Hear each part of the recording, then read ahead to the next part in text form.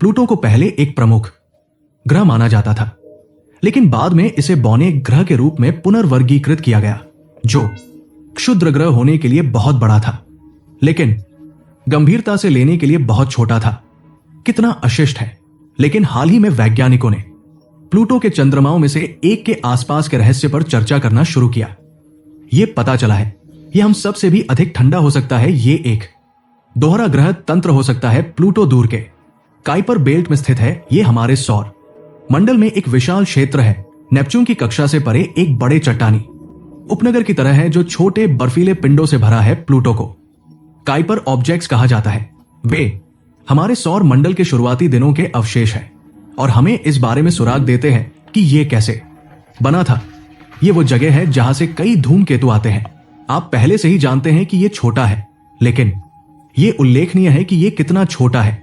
Pluto की चौड़ाई 1000 feet 3000 metre है, लगभग 1400 मील। ये संयुक्त राज्य अमेरिका के आकार का लगभग आधा है और हमारे ग्रह से भी छोटा है। प्लूटो का वायुमंडल बहुत पतला है और नाइट्रोजन, मीथेन और कार्बन मोनोऑक्साइड से बना है।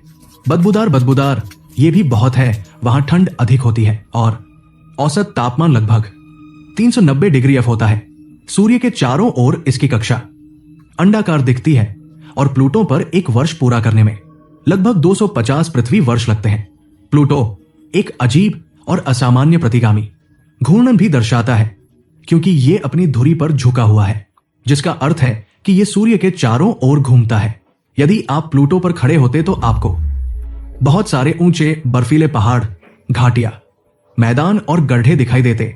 सूर्य बहुत धुंधला और दूर दिखाई देता और यह हमेशा गोधूली जैसा दिखाई देता। यह एक रंगीन ग्रह है। आश्चर्यजनक रूप से आपको पीले रंग का इंद्रधनुष दिखाई देता। नीले, पीले, नारंगी और गहरे लाल रंग। और प्लूटो के बारे में सबसे प्यारा तथ्य इसका प्रसिद्ध दिल है, जिसे टोमारियो कहा जाता है। प्लूटो की खोज 1930 के दशक में ग्रहों की तुलना में बहुत बाद में हुई थी। शुरू में हमने सोचा था कि यह हमारे सौर मंडल का नोवा ग्रह है। हालांकि जितना अधिक हमने खोज की काइपर बेल्ट में, जितना अधिक हम महसूस करते हैं कि यह इन मध्यम आकार की वस्तुओं से भरा है, हमें प्लूटो, एस, सिरीस, माकेमेक और हैमिया जैसे 4 और छोटे ग्रह मिले हैं। वे सभी समान विशेषताओं को साझा करते हैं और यहीं से हमें पता चला कि प्लूटो एक अन्य परिवार का सदस्य है और हमने बौने ग्रहों की एक श्रेणी बनाई। इन दो श्रेणियों के बीच कुछ अंतर है। पहला स्पष्ट अंतराकार और द्रव्यमान का है। प्रमुख ग्रह बहुत बड़े और अधिक भारी होते हैं। उन्हें गोलाकार भी होना पड़ता है, जबकि बौने ग्रह पूर्ण गोलाकार नहीं हो सकते हैं और उनके आकार अजीब हो सकते हैं, जैसे अंडे के आकार का घर उदाहरण के लिए। और एक नियमित ग्रह की तरह एक बौना ग्रह सूर्य की परिक्रमा करता है, लेकिन इसकी कोई स्पष्ट कक्षा नहीं होती है। इसकी कक्षा मलबे और यादृच्छिक ग्रहों से भरी होती है। ये दोनों के बीच एकमात्र अंतर है। जैसा कि आप कल्पना कर सकते हैं, पुनर्वर्गीकरण ने काफी विवाद को जन्म दिया। लोगों ने प्लूटो के लिए एक नया शब्द भी बनाया, जिसका अर्थ है डाउनग्रेड किया गया। लेकिन हालांकि यह दुखद हो सकता है कि प्लूटो अब एक प्रमुख ग्रह नहीं है। हम देख सकते हैं यह आपके सच्चे परिवार को खोजने की कहानी की तरह है और अंत में प्लूटो पर खड़े होकर आप इसके 5 चंद्रमाओं को देखेंगे, स्टिक्स, NYX, कोस, हाइड्रा और सबसे रहस्यमयी चंद्रमा चिरोन, जिसे शेरोन भी कहा जाता है। तो आप इसे अपनी इच्छानुसार उच्चारण कर सकते हैं। मैं इसके साथ जा रहा हूं। शेरोन प्लूटो का सबसे बड़ा चंद्रमा है।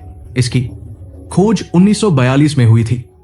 70 के दशक में नासा के न्यू होराइजन्स नामक अंतरिक्ष यान की मदद से इस अंतरिक्ष यान ने एक तस्वीर ली, जिसमें एक चंद्रमा दिखाई दिया, जिसकी सतह पर एक अजीब और आकर्षक विशाल लाल भूरे रंग का धब्बा था।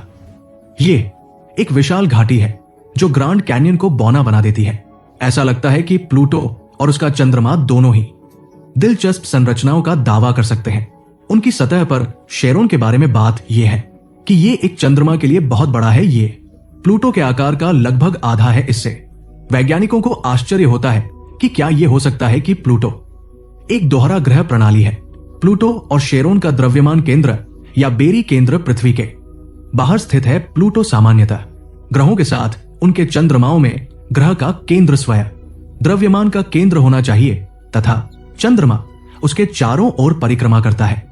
लेकिन इन दोनों के मामले में ऐसा लगता है कि वे एक दूसरे की परिक्रमा करते हैं। ब्रह्मांड में द्विआधारी वस्तुएं काफी सामान्य हैं। ये ब्रह्मांडीय जोड़े हमारे चंद्रमा की तरह ही विशाल प्रभाव घटनाओं से बनते हैं, लेकिन दोहरे ग्रह अत्यंत दुर्लभ है और हमने अभी तक किसी भी दोहरे बौने ग्रह की खोज नहीं की है। इसलिए यदि यह सच है तो शेरोन वास्तव में छठा बौना ग्रह है और यह हमारी पहली द्विआधारी बौना ग्रह प्रणाली होगी। कभी वहां भी एक और उम्मीदवार है बौना ग्रह एस और उसका चंद्रमा डिस्नोमिया सौरमंडल रहस्यमय और आकर्षक चंद्रमाओं से भरा है जो इतने तेज और आकर्षक है कि उनमें से कुछ पर वास्तविक जीवन भी नहीं हो सकता है। कुछ समय से अंतरिक्ष में सूक्ष्म जीवन के बारे में बात कर रहे हैं कि क्या इस बात पर बहस चल रही है कि क्या यह संभव है कि यह संभव है या नहीं। हमने मंगल ग्रह पर कुछ कार्बनिक जीवाश्म पाए हैं या नहीं। यह दशकों से हमारी प्रौद्योगिकी के विकास के साथ चल रहा है। हम अंततः किसी चीज पर पहुंच रहे हैं। इनस से मिलिए जिसने नासा के कैसिनी जांच के वहां पहुंचने के बाद से सुर्खियां बटोरी है। इनस एक प्रकार की बर्फीली सतह से ढका हुआ है, कंबल जिसके कारण ये असामान्य रूप से उज्जवल है और इसमें कुछ बर्फ से ढके हुए गड्ढे हैं। ये छोटा है, केवल 310 मील और ज्यादातर साधारण चट्टान और बर्फ से बना है। लेकिन 2004 में हमने इस चंद्रमा के दक्षिणी ध्रुव से पानी के ढेर को निकलते हुए पाया, जिसका मतलब है कि वहां तरल पानी है। इस चंद्रमा की बर्फीली सतह के नीचे ये संभवतः शनि और उसके अन्य बड़े चंद्रमा डायोन के कारण है। उनका गुरुत्वाकर्षण नृत्य ज्वारीय बल बनाता है जो इंकस को गर्म और जीवंत रखता है। इसका मतलब यह है कि इंकस अब हमारे भीतर जीवन की खोज में एक शीर्ष उम्मीदवार है। सौर मंडल में जीवन के लिए निश्चित रूप से पानी से अधिक की आवश्यकता होती है और हमें वहां कोई जानवर या ऐसा कुछ नहीं मिलेगा, लेकिन हमें कुछ सूक्ष्म जीव मिल सकते हैं और यह भी बहुत बढ़िया है। वास्तव में शनि लॉटरी जीत रहा है जब जीवन के उम्मीदवारों की बात आती है। उदाहरण के लिए वैज्ञानिकों का एक अजीब विचार है कि टाइटन इसका एक और चंद्रमा है, वहां भी अन्य ग्रहों पर जीवन हो सकता है। टाइटन एक बर्फीला चंद्रमा है जिसका तापमान लगभग -290 डिग्री F है। आश्चर्य की बात है कि इसकी सतह पर कुछ झीलें हैं, लेकिन अपने सामान्य पानी की कल्पना न करें। ऐसा माना जाता है कि ये झीलें पानी से नहीं बल्कि तरल इथेन या मीथेन से भरी हुई है। 2005 में नासा ने चर्चा की थी कि टाइटन के पैरों में एसिटिलीन या हाइड्रोजन जैसे रसायनों पर जीवन हो सकता है और फिर 2010 में नासा ने इस चंद्रमा की अधिक जांच की तो उन्हें हाइड्रोजन गायब मिला। टाइटन की सतह पर एसिटिलीन की मौजूदगी इस बात की ओर इशारा करती है कि कुछ चीजें इन पदार्थों को खा रही है। यही कारण है कि कुछ वैज्ञानिकों ने टाइटन की बर्फीली झीलों में मीथेन खाने वाले प्राणियों की कल्पना करने का साहस किया है। इसके अलावा उन्होंने सुझाव दिया है कि यदि ये प्राणी मौजूद हैं, तो संभवतः उनकी कोशिकाएं पृथ्वी पर मौजूद प्राणियों की तुलना में बहुत बड़ी होंगी। हम वहां जो कुछ भी पा सकते हैं वह एक साधारण सूक्ष्म जीव से कहीं अधिक बड़ा है, यहां तक कि एक छोटे जानवर जैसा कुछ भी है। लेकिन शनि ही एकमात्र भाग्यशाली नहीं है। ट्राइटन नेपच्यून का सबसे बड़ा चंद्रमा है और आपने अनुमान लगाया होगा कि ये एक और जीवन उम्मीदवार है। ये एक बर्फीली दुनिया है जिसमें हर जगह जमे हुए नाइट्रोजन है। इसकी सतह और पानी की बर्फ से बनी परत फिर से बहुत ठंडी है। हालांकि ट्राइटन भूवैज्ञानिकों के लिए एक गर्म स्थान है क्योंकि ये हमारे सौर मंडल के सिर्फ 5 चंद्रमाओं में से एक है जो अपने सक्रिय गीजर के साथ दिखावा करना पसंद करता है।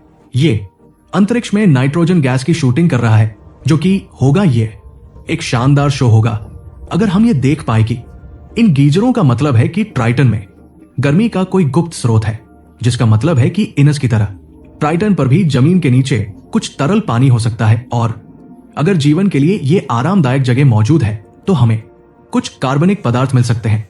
दुर्भाग्य से इन खगोलीय पिंडों का पता लगाने के लिए मिशन भेजना आसान नहीं है। अब तक हमने जो एकमात्र अंतरिक्ष यान भेजा है वो 1989 में हमारा वॉयेजर 2 था। हमें अधिक समय और प्रौद्योगिकी की आवश्यकता है ताकि ऐसे अंतरिक्ष यान विकसित किए जा सकें जो दूर तक यात्रा कर सके और परे के क्षेत्र की जांच कर सके। मंगल ग्रह, और अगर हम ऐसा करते भी हैं तो इस अंतरिक्ष यान को इन स्थानों तक पहुंचने में दशकों लग जाएंगे। वैसे भी आशा करते हैं कि 21वीं सदी के दौरान हम अंततः अपने सौर मंडल के सभी रहस्यों का पूरी तरह से पता लगाने में सक्षम होंगे। आज के लिए बस इतना ही। अगर वीडियो पसंद आया तो कमेंट करके बताएं और इसे लाइक करें और शेयर करें। आपने चैनल सब्सक्राइब नहीं किया है तो अभी सब्सक्राइब करें और बेल आइकन प्रेस करें। फिर मिलते हैं अगले वीडियो में।